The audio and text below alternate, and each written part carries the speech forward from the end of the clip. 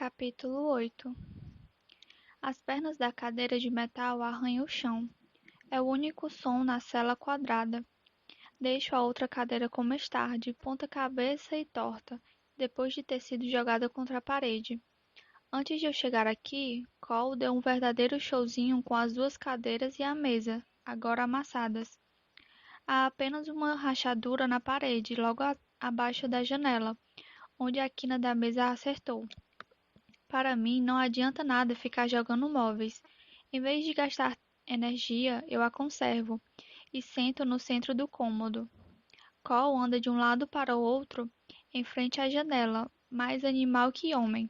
Cada milímetro do seu corpo anseia por fogo. Kilorn já saiu há muito tempo, ao lado do seu novo amigo, o coronel. E sou vista exatamente como sou, um peixe burro migrando de um anzol para outro, sem nunca aprender a lição. Mais perto do Palacete do Sol, de Erquion e do Ossário, isto aqui parece até férias, e o coronel não é nada comparado à rainha ou a uma fileira de carrascos. Melhor você sentar, digo a Cole, que enfim começa a cansar da sua sede de vingança, a não ser que esteja planejando gastar o chão até abrir um buraco para fugir. Ele fecha a cara, irritado, mas para de andar. Em vez de pegar uma cadeira, se escora na parede num ato infantil de contestação.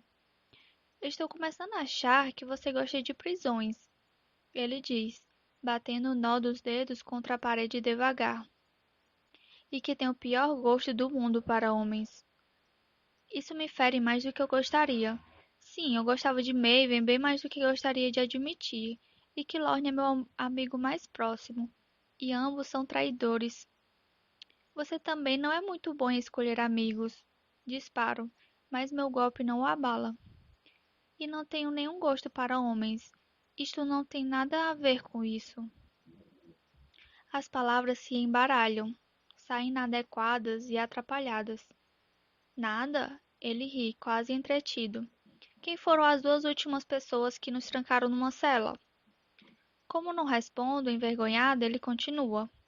Reconheça, você tem muita dificuldade para separar a cabeça do coração. Levanto tão rápido que a cadeira cai no chão. Não haja como se não amasse Maven, como se não tivesse deixado seu coração falar mais alto em relação a ele. Falo. Ele é meu irmão. Claro que estava cego. Claro que não imaginei que ele iria matar o nosso pai. A voz dele vacila com a lembrança, me deixando entrever o filho esfarrapado e destruído por debaixo da fachada de guerreiro. Cometi erros por causa dele, e cometi erros por sua causa. Cole acrescenta em voz baixa.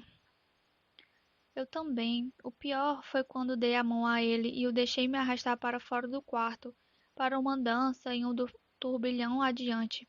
Deixei a guarda matar inocentes por Cole, para evitar que ele fosse para a guerra, para evitar que ficasse longe de mim. Meu egoísmo teve um custo horrível. Não podemos mais fazer isso, tomar decisões erradas um pelo outro, murmuro, encobrindo o que realmente quero dizer, o que há dias venho tentando dizer a mim mesma. Qual não é um caminho a ser escolhido ou desejado por mim? Qual é apenas uma arma, algo para eu usar ou para os outros usarem contra mim? Devo me preparar para as duas coisas. Depois de um longo momento, ele faz que sim com a cabeça. Fico com a impressão de que ele me vê do mesmo jeito. A umidade do galpão se intensifica, juntando-se ao frio que ainda penetra meus ossos. Normalmente eu começaria a tremer, mas eu estou me acostumando à sensação. Acho, acho que deveria me acostumar a ficar sozinha também. Não no mundo, mas aqui dentro, no coração. Parte de mim quer rir da nossa condição. De novo estou lado a lado com Cole numa cela, esperando para descobrir o que o destino nos reserva. Mas desta vez, meu medo está misturado à raiva. Não será Maven que vai tripudiar sobre mim hoje, mas o coronel, o que me deixa imensamente grata. Nunca mais quero ser obrigada a suportar as provocações de Maven. Até pensar nele dói. O ossário era escuro e vazio, uma prisão mais profunda. Maven destacava-se nitidamente com sua pele pálida, seus olhos brilhantes, suas mãos à procura das minhas. Na minha lembrança contaminada, tudo isso oscila entre dedos suaves e garras afiadas. Ambos querem me ver sangrar. Uma vez eu lhe disse para esconder seu coração. Você devia ter escutado. Essas foram as últimas palavras dele para mim, antes de nos condenar à morte. Queria que não tivesse sido um conselho tão bom. Solto o ar aos poucos na esperança de expelir as lembranças junto. Não funciona. Então, o que vamos fazer, General Calori? Pergunto, apontando para as paredes que nos aprisionam. Só agora enxergo os contornos discretos no canto, os blocos quadrados um pouco mais escuros que o resto, fixados no canto das paredes. Cole deve estar tentando repelir pensamentos tão dolorosos quanto os meus. Depois de um longo momento, contente com a distração, endireita rapidamente a outra cadeira e a empurra até um dos cantos. Ele sobe nela, quase batendo a cabeça no teto, e corre a mão pela pedra silenciosa. A coisa mais perigosa para nós na ilha, capaz de nos causar mais danos que qualquer arma. Como conseguiram isto? Ele balbucia enquanto seus dedos tentam descobrir alguma saliência, mas a pedra é lisa e está perfeitamente inserida na parede.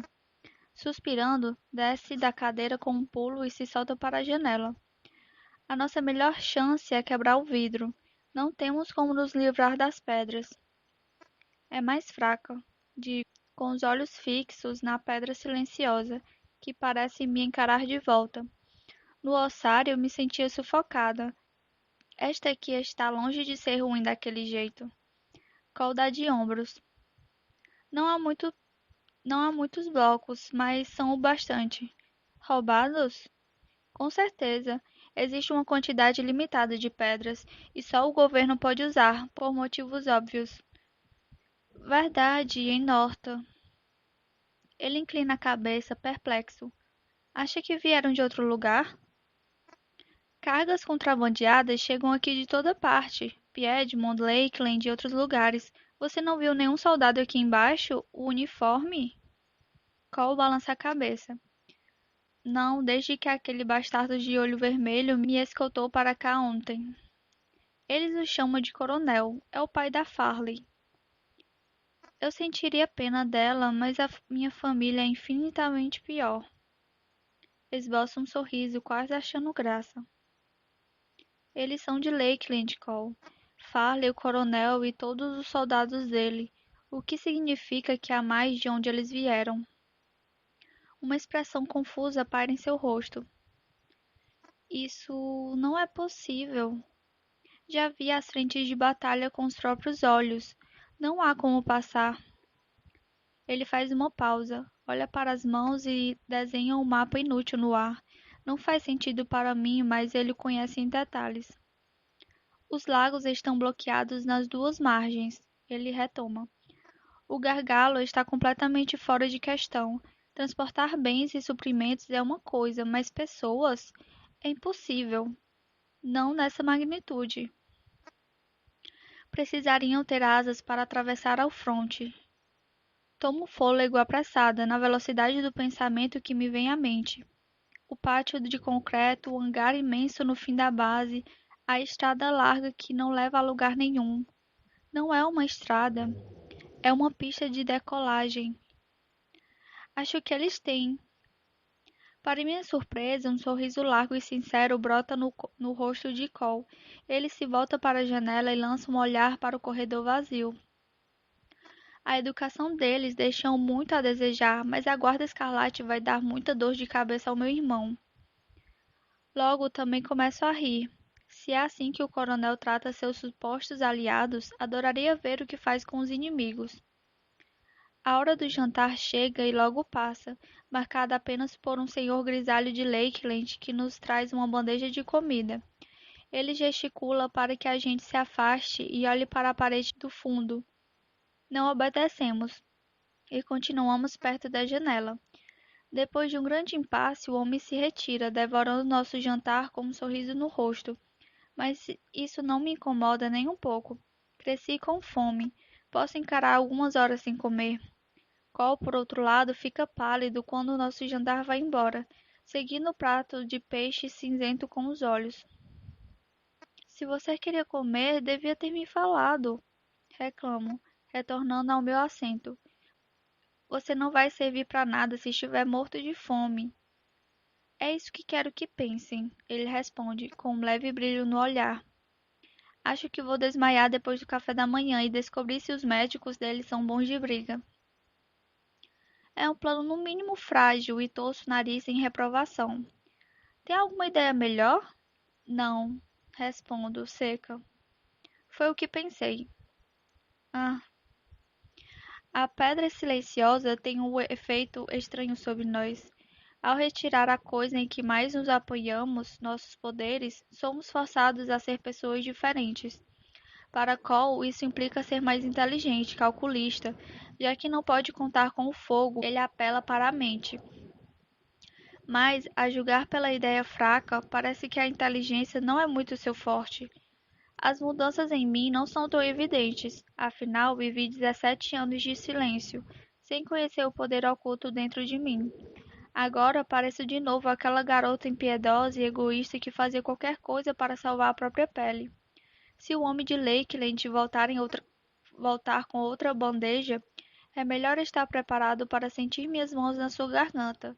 E, se eu conseguir sair desta cela, meus raios em seus ossos. Julian está vivo. Não sei de onde vêm essas palavras, mas de repente elas pendem no ar, frágeis como flocos de neve. Cole levanta a cabeça na hora, com um brilho súbito no olhar. A perspectiva de que seu tio ainda respira o anima quase tanto quanto a ideia de liberdade. Quem disse? O coronel. Agora é a vez dele de soltar um. Acho que acredito nele. Ganho um olhar de desprezo, mas continuo. O coronel acha que Julian era parte da armadilha de Maven, que é outro prateado que me traiu. É por isso que não acredita na lista. Cole assente. Seu olhar está distante. A lista de outros como você. Farley nos chama de sangue novos. Bom, ele suspira. Só serão chamados de mortos se não sairmos daqui depressa. Maven vai caçar todos. Direto, mas verdadeiro. Por vingança? Pergunto. Para minha surpresa, Cole balança a cabeça. Ele é um rei que sucede um pai assassinado. Não é a situação mais estável para começar um reinado. As grandes casas, Samos e Iral especialmente, agarrariam qualquer oportunidade de enfraquecê-lo. E a descoberta dos sangue novos, depois que Maven denunciou você publicamente, com certeza os enfraqueceria. Embora Cal tenha sido criado como soldado, treinado em acampamentos de guerra, também cresceu para ser rei. Pode não ser tão ardiloso quanto Maven, mas entende de política como poucos. Então, cada pessoa que nós salvarmos vai prejudicá-lo, não só no campo de batalha, mas também no reinado. Digo. Ele abre um meio sorriso e apoia a cabeça contra a parede. Você está dizendo bastante nós nas frases, não? Te incomoda? Pergunto, sondando o terreno.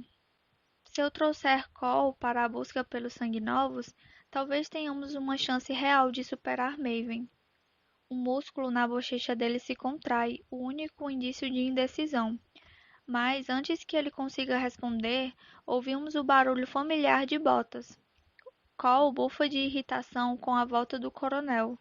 Quando ele começa a levantar, minhas mãos disparam para puxá-lo de volta ao assento. Não levante para ele, cochicho, recostando na cadeira. Cole faz o que digo e, mais calmo, cruza os braços diante do peito largo. Agora, em vez de esmurrar a janela e atirar mesas contra as paredes, assume um ar resignado, sereno, uma montanha de carne à espera para esmagar quem se aproximar demais.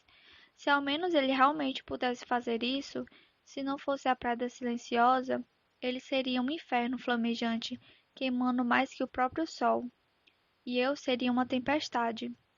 Em vez disso, estamos reduzidos aos nossos ossos, a dois adolescentes choramingando numa jaula. Faço o possível para me manter impassível quando o coronel aparece na janela. Não quero lhe dar satisfação da minha raiva, mas quando o Quilorne aparece atrás dele, com uma expressão fria e severa, sinto o impulso de levantar. Agora é a vez de Cole me segurar, e ele aperta de leve a minha perna, me mantendo sentada. O coronel passa apenas um momento nos observando, como se quisesse memorizar a cena do príncipe e da garota elétrica presos. Sou tomada pelo ímpeto de cuspir na janela, mas me contenho. O coronel então desvia o olhar e gesticula com os dedos longos e tortos, ordenando que alguém se aproxime, ou seja trazido. Ela luta como um leão, forçando os guarda-costas do coronel a erguerem-na no ar. O punho de Farley acerta um deles no queixo, e ele a solta, caindo estatelado. Ela empurra o outro contra a parede do corredor, esmagando o pescoço dele entre o cotovelo e a janela de outra cela. Os golpes da capitã são brutais, desferidos para infligir o máximo de dano possível, e já começo a ver manchas roxas aparecendo nos captores. Mesmo assim, eles tomam cuidado para não machucá-la, fazendo o máximo para apenas contê-la.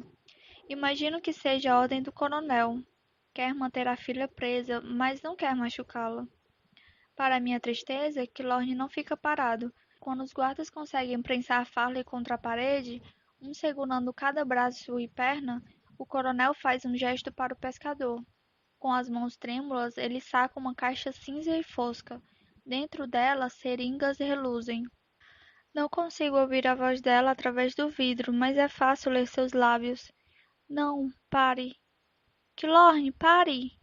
Quando percebo, já estou na janela, sentindo a superfície lisa dos vidros nas mãos. Começo a bater na vidraça para chamar a atenção dele. Quilorne! Mas, em vez de me ouvir, ele estufa o peito e dá as costas para que eu não veja seu rosto. Já o coronel faz o contrário, e me encara em vez de olhar a seringa sendo cravada no pescoço da filha. Algo estranho se agita no fundo do seu olho bom. Arrependimento, talvez? Não, este homem não tem dúvidas. Fará o que for preciso, com quem quer que seja. Depois de cumprir seu papel, Quilorne recua e a seringa vazia desponta em sua mão. Ele espera, observando Farley investir contra os captores.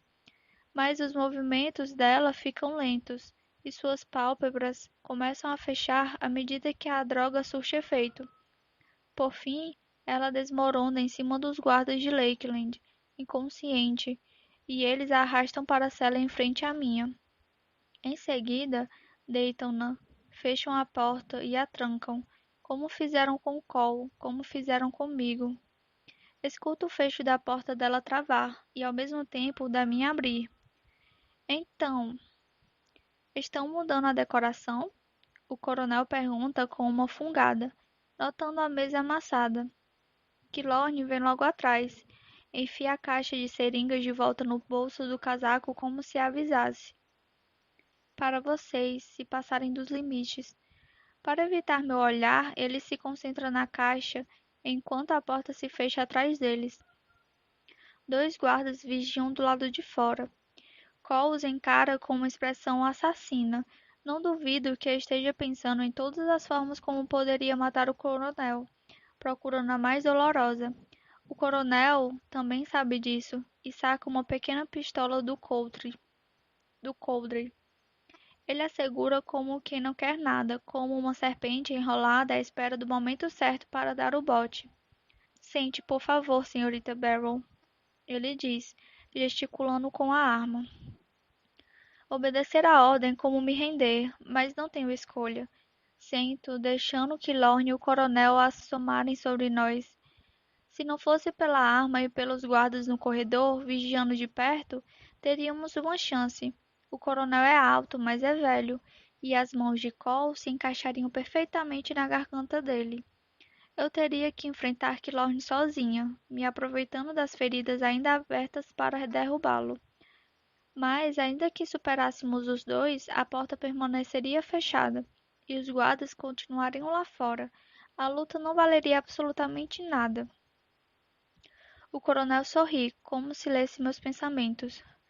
Melhor ficar sentada. Você precisa de uma arma para manter duas crianças na linha? Devolvo a provocação, espichando o queixo na direção da pistola.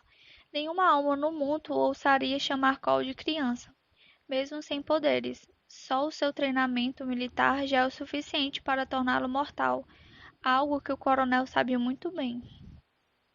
Ele ignora o insulto e planta os dois pés diante de mim, de modo que seu olho sangrento me encara profundamente. Você tem sorte por eu ser um homem liberal, sabia? Muitos por aí não o deixariam viver, ele diz, olhando brevemente para Cole antes de voltar para mim. E alguns matariam até você. Olho para Quilorne, na esperança de que ele perceba de que lado está. Ele se agita como um menininho. Se fôssemos crianças de novo e tivéssemos o mesmo tamanho, eu lhe daria um soco bem na boca do estômago. Não foi pelo prazer da minha companhia que você me deixou vivo, Cole diz para acabar com o drama do coronel. Pelo que vai me trocar? A reação do coronel é a única confirmação de que preciso. Ele força o maxilar e enrijece de raiva. Ele queria que as palavras saíssem de sua própria boca, mas Cole estragou seu momento. Trocar? Balbucio, quase sibilando. Você vai trocar uma das melhores armas que tem? Qual o tamanho da sua burrice? Não é grande o bastante para achar que ele lutaria do nosso lado. O coronel responde. Não. Essa esperança idiota eu deixo para você, garota elétrica. Não morda a isca, é o que ele quer. Ainda assim, preciso de toda a minha força para não encarar Cole. Na verdade, não sei com quem a lealdade dele está, nem por quem ele vai lutar. Só sei contra quem ele vai lutar. Maven. Alguns diriam que isso nos deixa do mesmo lado, mas sei que não é bem assim. A vida e a guerra não são tão simples desse jeito. Muito bem, Coronel Farley, digo. A menção ao sobrenome o deixa agitado. Sua cabeça se move levemente, e sei que ele está lutando contra a vontade de olhar na direção da cela com a filha inconsciente. Isso doeu, percebo, guardando a constatação para usar mais tarde. Mas o coronel devolve na mesma moeda. O rei ofereceu um acordo, ele diz, e suas palavras são como facas prestes a arrancar sangue da minha pele. Em troca do príncipe exilado, o rei Maven concordou em estabelecer a idade do recrutamento. Voltaremos a 18, em vez de 15. Ele baixa os olhos e a voz ao mesmo tempo. Por um breve momento vislumbra o pai que existe nele debaixo de sua aparência brutal. Ele deve estar pensando nas crianças enviadas à morte. É uma boa proposta. Boa até demais, digo rápido, com um tom de voz duro e forte o bastante para disfarçar meu medo. Maven nunca vai honrar esse acordo, nunca. À minha esquerda, Cole suspira devagar. Ele junta a ponta dos dedos, revelando os muitos cortes e arranhões adquiridos nos últimos dias. Contrai cada um deles, uma distração da verdade que quer evitar. Mas vocês não têm escolha, Cole diz, com as mãos enfim calmas. Rejeitar a proposta significa condenar todos eles. Verdade, o coronel concorda. Coragem, Tibérias. Sua morte salvará milhares de crianças inocentes. Elas são a única razão para você ainda respirar. Milhares. Milhares valem col, com certeza. Mas algo no fundo do meu coração, nessa parte emaranhada e fria de mim mesma que estou começando a conhecer bem demais, discorda. Cole é guerreiro, líder, matador, caçador. E você precisa dele, em vários sentidos. Os olhos de Cole brilham. Se não fosse a pedra silenciosa, sei que as mãos dele estariam em chamas. Ele se inclina um pouco para a frente com o lábio retorcido, mostrando dentes retos e brancos. Sua expressão é tão agressiva e animalesca que penso que vou ver presas. Sou seu rei legítimo, filho de uma família prateada secular, ele afirma, fervendo. A única razão para você ainda respirar é o fato de eu não ser capaz de queimar o oxigênio desta célula. Nunca ouvi Cole fazer uma ameaça tão visceral que me corta por dentro. E o coronel, geralmente calmo e resignado, também sente o golpe.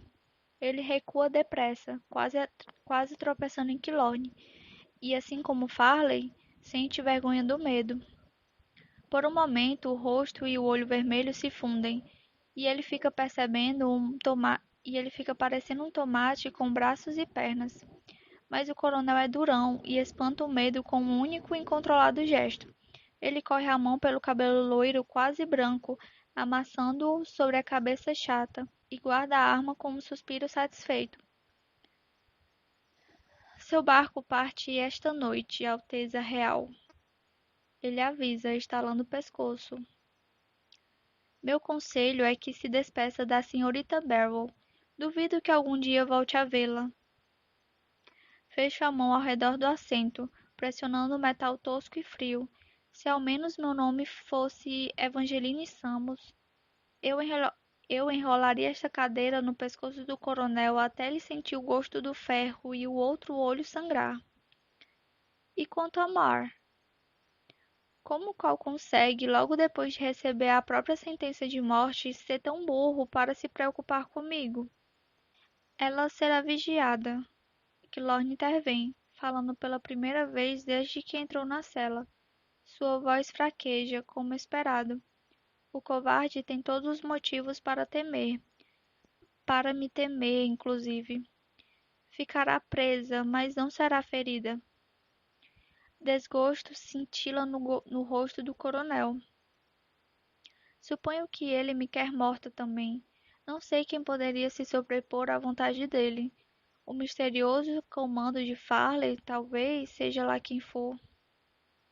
É isso que vão fazer com as pessoas como eu? Disparo, sentindo o corpo levantar da cadeira. Os sanguinovos? O próximo que vão trazer pra cá é Shade? Vão jogá-lo numa jaula como se fosse um bicho de estimação até ele aprender a obedecer? Isso depende dele. O coronel responde sem se abalar e cada palavra me atinge como um chute no estômago. Ele tem sido um bom soldado, por enquanto, assim como seu amigo aqui, acrescenta, apoiando a mão no ombro de Quilorne e transbordando orgulho paterno, algo que Quilorne nunca conheceu. Depois de tanto tempo órfão, mesmo um pai horrível como o coronel deve parecer bom. Sem ele, jamais teria tido a desculpa, a oportunidade de prendê-la. A única coisa que consigo fazer é fulminar Quilorne com os olhos, na esperança de feri-lo tanto quanto ele me feriu. Como você deve estar orgulhoso. Ainda não, o pescador responde. Se não fossem nossos anos em palafitas, nossas muitas horas roubando e escapando como ratos, eu jamais teria notado. Mas Kilorn é previsível, pelo menos para mim. Quando ele inclina o corpo, arqueando as costas e empinando o quadril, parece natural. Mas não há nada natural no que está tentando fazer. A parte de baixo de seu casaco pende para a frente, deixando à mostra a caixa de seringas, que escorrega rápido e perigosamente entre o tecido e sua barriga. Opa! Que Lorne engasga, desvencilhando da mão do coronel quando a caixa escapa. Ela se abre ainda no ar e cospe as seringas. Elas batem no chão e espirram o líquido nos nossos pés. Qualquer um pensaria que todas se quebraram, mas meus olhos rápidos percebem que uma ainda está intacta, semi-oculta na mão fechada de Kilorn.